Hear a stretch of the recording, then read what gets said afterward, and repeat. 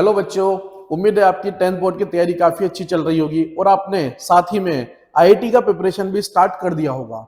ये जो पूरी वीडियो सीरीज बनाई जा रही है ये आप ही के लिए बनाई जा रही है, ये उन बच्चों के लिए बनाई जा रही है जो 12th के साथ ही आईआईटी में एक अच्छी रैंक लाना चाहते हैं, लेकिन कई बार ये सपना साकार नहीं हो पाता है। क्यों नहीं हो पाता है, आइए जानते हैं क्यों नहीं हो पाता है।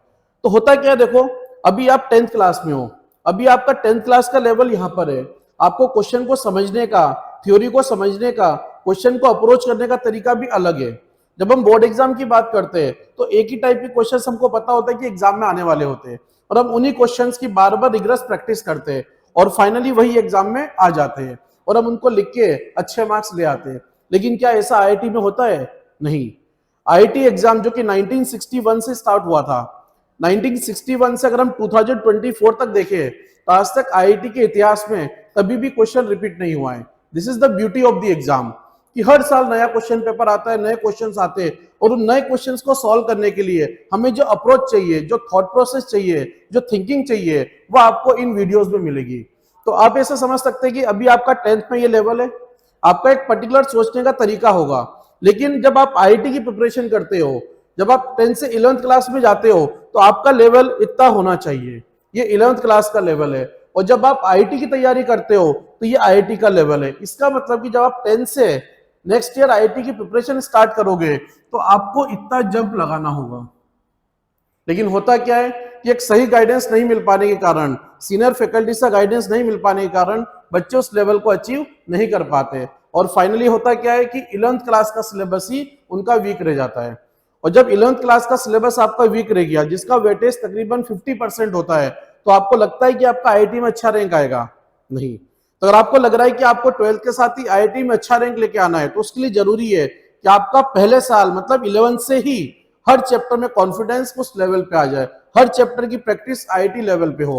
और वो कब संभव है? जब 10th क्लास में आपका लेवल यहां से यहां तक आ जाए। और आपका लेवल यहां से यहां तक कैसे आएगा?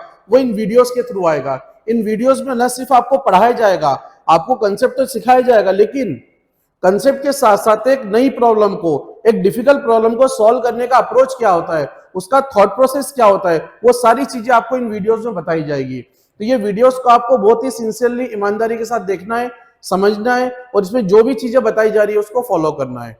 अब आपके मन में आ रहा होगा कि ऐसी कौन सी चीजें पढ़ाई जाएगी, ऐसी कौन सी चीजें बताई जाएगी जो कि हम 10th में नहीं सीखते। तो आइए जानने की कोशिश करते हैं कि इन सारे वीडियोस में, जो कि तकरीबन 30-35 में नंबर्स हो गए, इन 30 से 35 वीडियो में से कौन कौन सी चीजें आपको सिखाई जाएगी।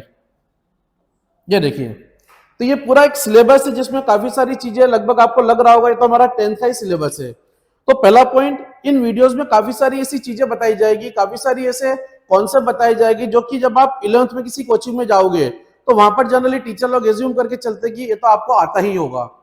तो 10th में आपको पढ़ाया नहीं जाता है, जब आप 11th में कोचिंग में जाते हो तो माना जाता है कि आपको आता ही होगा और ये गैप क्रिएट हो जाता है, राइट। तो वो चीजें आपको यहाँ पे सिखाई जाएगी।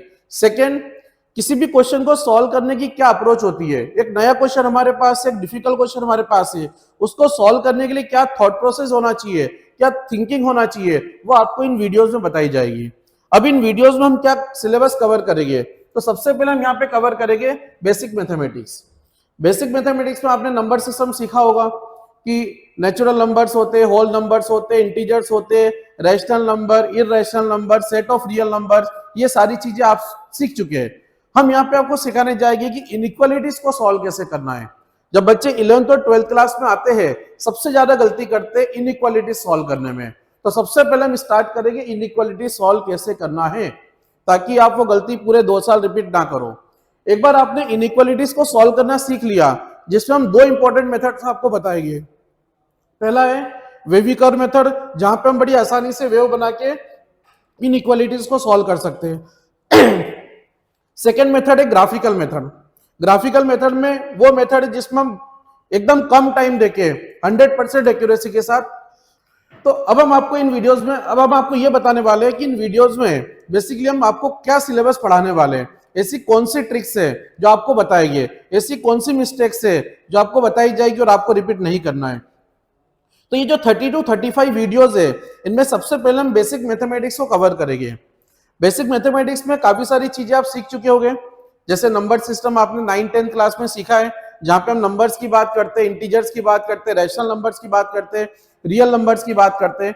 यहाँ पे आपको सिखाया जाएगा इनइक्वालिटीज कैसे सॉल्व किया जाता है।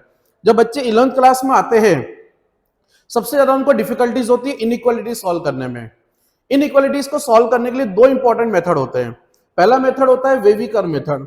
तो वेविकर मेथड क्या होता है, इसको हम डिटेल में समझेंगे और किस तरह से क्वेश्चन में अप्लाई किया जाता है, ये सारी चीजें हम जानेंगे। सेकेंड मेथड होता है ग्राफिकल मेथड। ये सबसे इंपॉर्टेंट मेथड होता है। ग्राफिकल मेथड ऐसा मेथड है जिसमें सबसे कम टाइम लगता है, लेकिन 100% एक्यूरेट आंसर आता है। आपको आंसर दिखने लग जाता है, मतलब गलत होने की संभावना ही नहीं है। थर्ड, हम लोग दो इंपॉर्टेंट फंक्शंस को स्टडी करेंगे, एक मॉड्यूलस फंक्शन जो अगले 2 साल आपको परेशान करता रहेगा, और एक लॉगरिथमिक फंक्शन।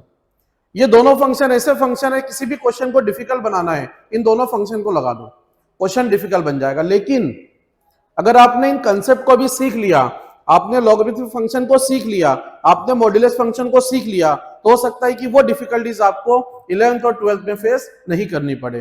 तो ये सारी चीजें हम लोग बेसिक मैथमेटिक्स में डिस्कस करेंगे, जिससे आपका एक थॉट प्रोसेस डेवलप होगा कि ग्राफिकली कैसे विजुअलाइज करते हैं मैथमेटिक्स के क्वेश्चंस को, वेव बना के कैसे सॉल्व करते हैं, मॉड्यूलस फंक्शन क्या होता है, ये सारी चीजें इस पोर्शन में हम डिस्कस करेंगे, राइट।